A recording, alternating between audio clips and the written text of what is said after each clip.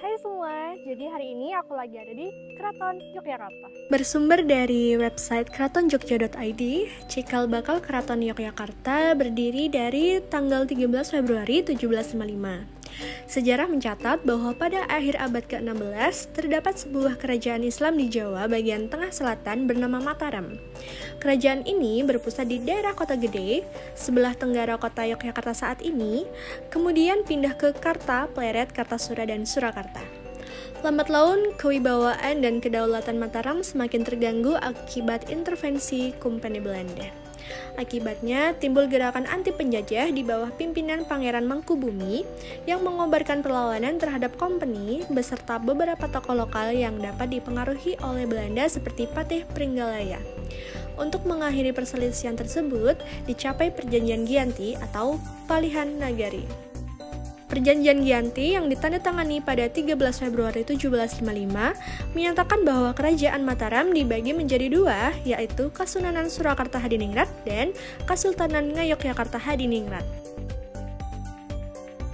Surakarta dipimpin oleh Susuhunan Pakubuwono III, sementara Ngayogyakarta atau lazim disebut Yogyakarta dipimpin oleh Pangeran Mangkubumi yang kemudian bergelar Sultan Hamengkubuwono I. Pada tanggal 15 Februari 1755, Perjanjian Giyanti ini kemudian diikuti pula dengan pertemuan antara Sultan Yogyakarta dengan Sunan Surakarta di Lebak Jotisari. Dalam pertemuan ini dibahas mengenai peletakan dasar kebudayaan bagi masing-masing kerajaan. Kesepakatan yang dikenal dengan nama Perjanjian Jatisari ini membahas tentang perbedaan identitas kedua wilayah yang sudah menjadi dua kerajaan yang berbeda. Bahasan di dalam perjanjian ini meliputi tata cara berpakaian, adat istiadat, bahasa, gamelan, tari-tarian, dan lain-lain. Inti dari perjanjian ini kemudian adalah Sultan Hamengkubuwono I memilih untuk melanjutkan tradisi lama budaya Mataram. Sementara itu, Sunan Pakubuwono III sepakat untuk memberikan modifikasi atau menciptakan bentuk budaya baru. Pertemuan Jatisari menjadi titik awal perkembangan budaya yang berbeda antara Yogyakarta dan Surakarta. Tanggal 13 Maret 1755 adalah tanggal bersejarah untuk Kesultanan Yogyakarta. Pada tanggal inilah proklamasi atau Hadegeng Nagari Ngayogyakarta Hadiningrat dikumandangkan. Selanjutnya, Sultan Hamengkubuwono I memulai pembangunan Keraton Yogyakarta pada tanggal 9 Oktober 1755. Proses pembangunan berlangsung hingga hampir 1 tahun. Selama proses pembangunan tersebut, Sri Sultan Hamengkubuwono I beserta keluarga tinggal di Pesanggerahan Ambar Ketawang. Sri Sultan Hamengkubuwono I beserta keluarga dan pengikutnya memasuki keraton pada tanggal 7 Oktober 1756. Dalam pengenanggalan Tahun Jawa, peristiwa ini ditandai dengan sangkalan Memet, Dwi Nogoroso Tunggal dan Dwi Nogoroso Wani. Seiring berjalannya waktu, wilayah Kesultanan Yogyakarta mengalami pasang surut, utamanya terkait dengan pengaruh pemerintah kolonial baik Belanda maupun Inggris. Pada tanggal 20 Juni 1812, ketika Inggris berhasil menyerang dan memasuki keraton, Sultan Hamengkubuwono II dipaksa turun tahta. Penggantinya, Sri Sultan Hamengkubuwono III dipaksa menyerahkan sebagian wilayahnya untuk diberikan kepada Pangeran Notokusumo, yang diangkat oleh Inggris sebagai Adipati Paku Alam I. Wilayah kekuasaan kesultanan yang diberikan kepada Paku Alam I meliputi sebagian kecil di dalam ibu kota negara dan sebagian besar di daerah Adikarto. Daerah ini bersifat otonom dan dapat diwariskan kepada keturunan Pangeran Notokusumo. Oleh karena itu, sejak 17 Maret 1813, Adipati Paku Alam I mendeklarasikan berdirinya Kadipaten Pakualaman. Perubahan besar berikutnya terjadi setelah lahirnya Republik Indonesia pada tanggal 17 Agustus 1945. Raja Yogyakarta, Sri Sultan Hamengkubuwono IX, segera mengucapkan selamat atas berdirinya Republik baru tersebut kepada para proklamator kemerdekaan. Dukungan terhadap Republik semakin penuh manakala Sri Sultan Hamengkubuwono IX dan Sri Paduka Paku Alam VIII mengeluarkan amanat pada tanggal 5 September 1945 yang menyatakan bahwa wilayahnya yang bersifat kerajaan adalah bagian dari negara Republik Indonesia. Menerima amanat tersebut, maka Presiden pertama Republik Indonesia, Insinyur Soekarno, menetapkan bahwa Sultan Hamengkubuwono dan Adipati Paku Alam merupakan Dwi Tunggal yang memegang kekuasaan atas daerah istimewa Yogyakarta. Sempat terkatung-katung selama beberapa tahun, status keistimewaan tersebut semakin kuat setelah disahkannya Undang-Undang Nomor 13 Tahun 2012 tentang Keistimewaan Daerah Istimewa Yogyakarta. Dengan demikian, diharapkan agar segala bentuk warisan budaya di Kesultanan Yogyakarta dan Kadipaten Paku Alaman dapat terus dijaga dan dipertahankan kelestariannya. Pemimpin tertinggi di Keraton Ngayogyakarta Hadiningrat saat ini adalah Sri Sultan Hamengkubuwono ke-10 bersama Permaisuri Gusti Kanjeng Ratu Hemas dan kelima putrinya. Sri Sultan Hamengkubuwono ke-10 lahir di Yogyakarta 2 April 1946 dengan nama kecil Bendara Raden Mas Herjuno Darpito. Beliau naik tahta pada tanggal 7 Maret 1989 dengan gelar Ngarsa Dalem Sampeyan Dalem Ingkang Sinuwun Sri Sultan Hamengkubuwono ingkang jumeneng kesedasa suryaning Mataram Senopati ing Ngaloga langgenging bawana langgenging Tata Panatagomo. Di Keraton Yogyakarta terdapat banyak acara, antara lain Tinggalan Jumenengan Dalem adalah serangkaian upacara yang digelar berkaitan dengan peringatan penobatan atau kenaikan tahta sultan. Puncak acara dalam rangkaian peringatan ini adalah Sugengan yang digelar untuk memohon usia panjang sultan, kecemerlangan tahta sultan, dan kesejahteraan bagi rakyat Yogyakarta. Setelah Sugengan, kemudian digelar labuhan di beberapa petilasan yang dianggap sakral bagi Keraton Yogyakarta.